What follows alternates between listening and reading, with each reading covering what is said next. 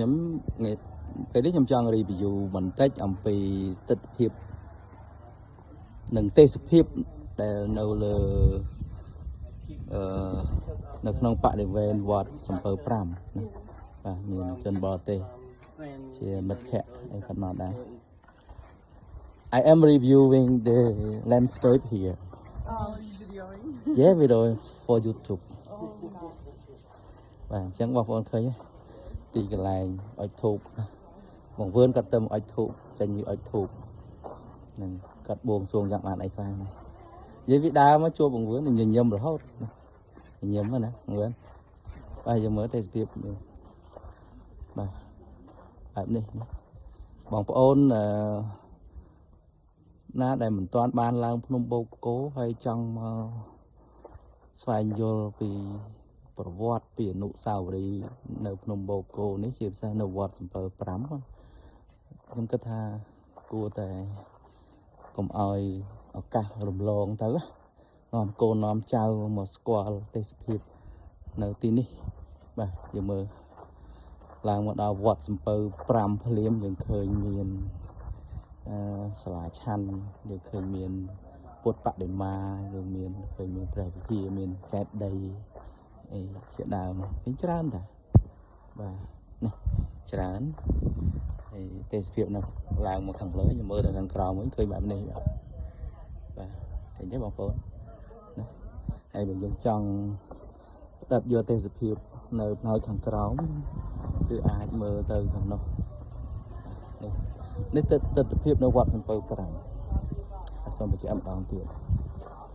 អ្នកក៏បានឮសូរតែបទចម្រៀង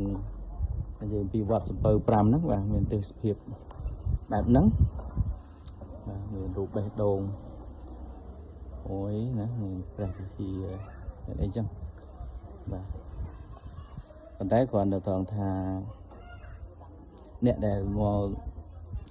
ទស្សនានៅទីនេះមកលេងនៅទីនេះគឺមិនបានដឹងពីប្រវត្តិនៃវត្តសំពើ5ហ្នឹងទេអញ្ចឹងខ្ញុំគិតថាការរៀបចំធ្វើម៉េចដើម្បីឲ្យអ្នកទេសចរទាំងឡាយគាត់មកដល់ទីនេះហើយគាត់អាចបានឃើញវត្តសំពើ5ណាបាទវត្តសំពើ5ហើយដើម្បីជាប្រយោជន៍មួយដឹងណាចេះដឹងតគ្នា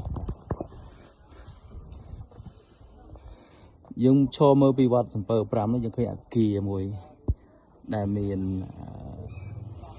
អក្សរចិនលើកជាបដាហូហែអញ្ចឹងមកបាទនោះបងប្អូនឃើញទេអគារនៅខាងក្រោមយើងមើលពីលើវត្តសំពើ5ទៅបាទ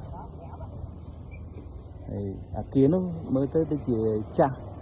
តែហើយប៉ុន្តែមិនមែនជាអគារសល់ពីបុរាណទេគឺជាអគារដែលទៅតែសាងសង់ទេបាទហើយយើងឃើញមាន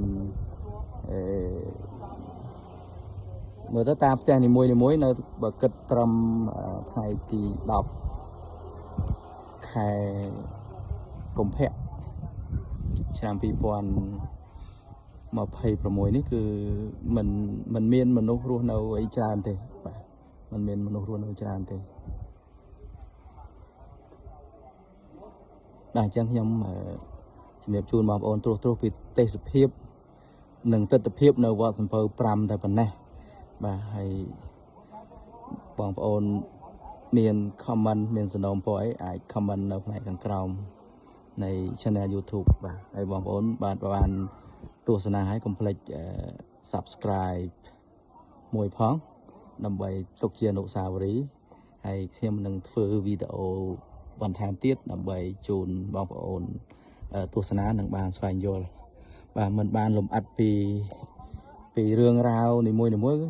ក៏អាចបានត្រឹមតែឃើញរូបភាពដែរបាទរូបភាពឲ្យបងប្អូន